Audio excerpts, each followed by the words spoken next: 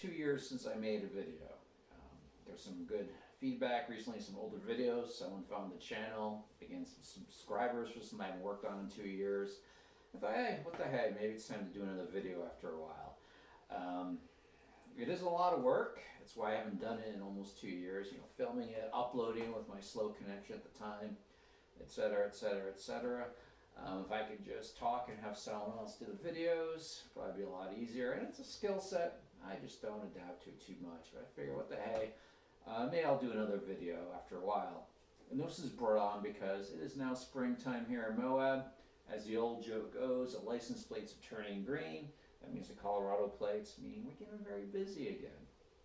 And this came about specifically because I was in the local hardware store and coming out with some paint for this nice yellow you see here, courtesy of Joan, called Frittata yellow, which does my lineage very proud. But anyway, I see the gentleman and I notice Rhode Island plates. No one ever leaves Rhode Island. We're very, very provincial people.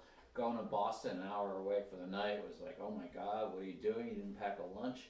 So no one leaves the state. I said, are you from Rhode Island? And he looked kind of funny. I said, I'm from Rhode Island. He says, no way. Turns out he was on his 40th birthday road trip with his partner. And he's from my hometown. He went to the other Catholic school. He knew some of the same people I knew. And it was a very Rhode Island thing. And here we are in the middle of Moab, in the parking lot of the hardware store, talking about our hometown. We're dropping R's left and right, and et cetera, et cetera, et cetera. And then he asked me, what is it like to live in Moab? And I thought about that, and other people have asked me, so I thought this might be a good topic for a video. So as I mentioned, license plates turning green, getting very busy. President's Day weekend starts the unofficial kickoff of the spring season, which goes to like Memorial Day weekend, tapers off a little bit because it's like freaking hot here in the summer. 115 it hit last year, still gets busy. Then it kicks up again around Labor Day or so and things start cooling off. And right around Thanksgiving it slows down. A little bit of a tick around Christmas for some reason. And this is the desert, it never gets cold, right? It's the high desert, folks, it gets cold. And kicks off again President's Day weekend. So we have like 3, maybe 4 months of slow time before it gets very busy here. But in any case, I guess, what's it like to live in this tourist town? I mean, it's beautiful. It really is. When I look out the home office here, you see the Red Rock, and I look the other way, it's to the portal in Moab. Our previous place up until a month ago had an awesome view of the LaSalle Mountains. 2 hours from here is Cedar Mesa. We can go 45 minutes away and see no one, no matter how busy it gets here. For our pack rafting trip last year, San Juan's is only 3 hours away. It's closer to me than when I lived in Boulder, Colorado, and by far my favorite mountains in Colorado. So we escape the heat, go to the really high country in the summer. It's awesome. Can't beat the outdoor around it. However, and there's always a however, what is it like to actually live in this town? Well, it's busy. I mean, the local grocery store, City Market, owned by Kroger's, gets very empty. We're paying tourist prices for food and gas. The other local grocery store, it's like half the size. There's one in Idaho, one here in Moab. A little more expensive, but quieter. But even they can get wiped out from time to time with their food. And then there's the local hippie market, we call it. Locals go there, but see a lot of the van lifer types and people much cooler than me, because I've never been cool. We'll often go there and buy whatever the heck it is they buy there. I don't know. But they do have bulk, good trail mix that we buy from time to time, all kidding aside. Which means, as I was saying, the services are kind of limited here. We have some hardware stores in town, but the selections will be more expensive, not as good as, say, Grand Junction 2 hours away, or Cortez also 2 hours away. Which brings up the other point. Amazon has changed things, and online shopping in general. Mixed things on Amazon, of course, that read the news and watch the videos, and you can draw your own conclusions. It is tough, but it is kind of our lifeline. On the other hand, Kroger is the largest grocery store chain in the country, from my understanding, and people in Colorado are on a strike recently. So it's kind of pick your poison. Or do I drive 2 hours to go shopping locally up there and spend 4 hours of carbon footprint just to feel good about my conscience? I don't know. I don't have the right answer. Point is, it's 2 hours for any sizable town, be it Cortez, Colorado, or Grand Junction, Colorado. Which also brings up the airports. We have to go to at least Junction or Durango, 3 hours away, to get to a decent sized regional airport. There's some puddle jumper flights here, both to Salt Lake and Denver daily, which is extremely handy. But if we want to go to a regional hub, again, it's 2 or 3 hours, or we can pay the price and add time to our day for flying. It's get to weigh it. If we want to go to a really large airport, of course, Denver is roughly 6 hours away. Salt Lake is 4 or 5. Yeah, so we're 30 miles from the interstate, one way. Things are going to be more expensive here. We do pay a price for that. Which brings up the next thing, the rental market. Oh my God. The rental market is just like through the roof ridiculous. Yes, it's gone very high in other places. But much like Jackson or the different ski areas in nearby Colorado or places along the Pacific coast, Moab is very expensive, the rental market. Airbnb has changed the dynamics. People buying second homes. I know many people had 30 days notice to find a new place that because they couldn't afford the new expensive rent or just outright return to short-term rentals. Just really hard. You're making a modest salary, which brings up the job market here.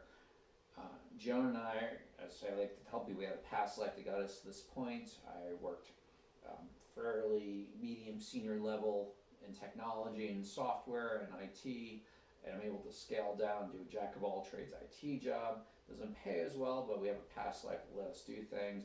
Joan worked in academia and now works as a park ranger. So we're able to make a modest but comfortable living for ourselves. Younger people, we're in our 40s. Joan's colleagues are in their 30s or even 20s in some cases. They're having a really tough time. One of her closest colleagues, who I know very well and consider a friend too, has just been told she has 30 days to find a place to rent, and it's really tough. I work with people, they're like, why am I here? I could go to Grand Junction. One guy's going back to Texas. It's just expensive to make a life out here, which brings up housing. As I said, Airbnbs. I mean, we recently purchased a new home, very modest, 1,100 square foot, not 1,150. I don't think we could do this 6 months to a year from now. It was just barely in our budget. Our past lives and resources got it to this point. We're also in our mid to late 40s here, and we're able to do this. I don't think a year from now we'd be able to do it. So again, more lucky than good. Joan is making her career out here. I'm willing to work around her. My skill set's like being a mechanic or a plumber. It's kind of boring, nothing glamorous, but I can always find a job. Other people have to work in the tourism industry. Yes, you can find jobs and pays well, but it's seasonal. There's no benefits, and you're working your butt off. Wait staff, cleaning local hotel rooms, guiding even. You're working very hard, and what is the future going forward? I mean, I don't want to get too political. We're in America. We don't have health care. Financial long term, you have to save for yourself. It is what it is. Point being, though, it's an unsustainable job in the long run for many people. So yeah, it can be very tough living here. Of course, as I said, it gets very busy. If you're not into the outdoors, or if you want to do local day hikes, you're competing with the same places as everyone else. Arches is on a timed pilot program, which is probably going to be permanent through rec.gov. I've ranted about them enough before. It's very, very, very busy with a timed entry, which means other places are even busier now too. Again, that's within Moab itself. You go outside of Moab, an hour even, you'll see no one. But it's a very busy town if you're not into the backcountry stuff, as Joan and I are, and know how to look at maps and find the out-of-the-way places, which doesn't take much and go very far. But speaking of Moab, in addition to the tourist prices and how busy things are, you're paying a premium for other things too, like as I said, food and the gas, housing. It's just a very busy place a lot of times. So I look at my notes here, make sure I don't miss things. I mentioned Airbnb, Moab itself. Oh yeah, that's the important thing.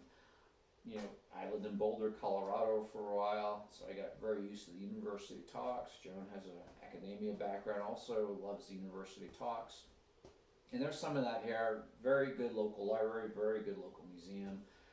There's an annex, one of the Utah universities, I think it's Utah State. They're just building a new campus. So there's some stuff here and very good, but it's nothing like a larger town with different service, different museums, different talks from different people. If you're not into the outdoors at all, it could be a hard place to live in some ways. If there was a silver lining to COVID, it was amazing how many different talks you could see on Zoom or similar. We saw things on archaeology, stuff on history, stuff on different plant life. You know, the typical academic talks, archaeoastronomy that you would get in a university town that we both really enjoyed, came to our living room. Now that COVID's on the wane, at least for now, those talks aren't as much anymore. We miss them. So it's really hard to find that culture sometimes out of a few small places, which are again very good, but limited. That's the other thing too. It's a kind of a transient town. It's hard to make connections. Joan likes to say she imported me to be her partner, but all joking aside, we have some colleagues who are trying to date, and it's just really tough for them to meet someone beyond, frankly, a fling for a little while, but the more sustainable relationship, and they're having a hard time with it because people move in, move out, because it is hard to make a long-term living here for many people unless you have a different life or past resources. So you throw in the housing prices, the busyness of the place. If you're not into the outdoors, we're heavily into the outdoors, so it works for us. It can be a difficult place to live. Again, it's beautiful. The outdoor accessibility is one of the best in the United States. I did not realize how good I'd have it until I moved here with that. I can even go skiing in the Sal's or the Blue Mountains if I wanted to, not go that far during the winter, so that's really great too. But it has its challenges. Speaking of which, there's a book I recommend to people to get a really good gist of it. It's called Brave New West by Jim Stiles, written in 2008, but a lot of it applies now, even 15 years later. You may not agree with everything Jim Stiles wrote. I certainly don't, but it makes you think, and it makes you consider your own views and question your beliefs about what is green friendly, what is sustainability. Is this economic model we're looking at the way that really fosters a good community? Frankly, is Moab becoming a ski town in the desert, if you will, that economic model like Jackson up in Wyoming? So read the book. You can find it used for not that much money. Your local library might have it through or the interlibrary loan. I'll put a link in the comment section below there. And I encourage you to read it. If anything else, it goes into much better detail on whatever rant I can give and whatever discussion I can give. And you don't have to listen to the funny accent while you're reading it. So again, I suggest you read Brave New West by Jim Stiles. Consider some of what I said. I guess if I had to sum it up, living Moab is great for the outdoor access, but it has a lot of challenges, economic and culturally. If it wasn't for Joan's job in the Park Service, which I'm willing to work around, I don't know if I'd be here. There's certainly other places not far from here that are less expensive, offer some of the same type of outdoor amenities with maybe more services, more culture, etc.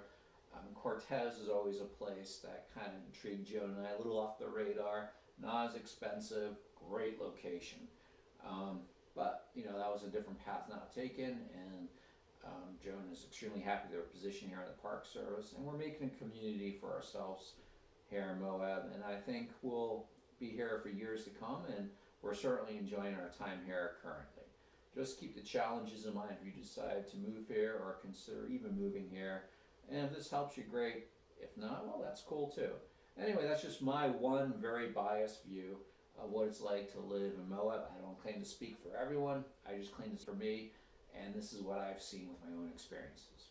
Hope you enjoyed the video. Maybe I'll do one sooner than 2 years, maybe not. I don't know. And until then, enjoy the rest of your day.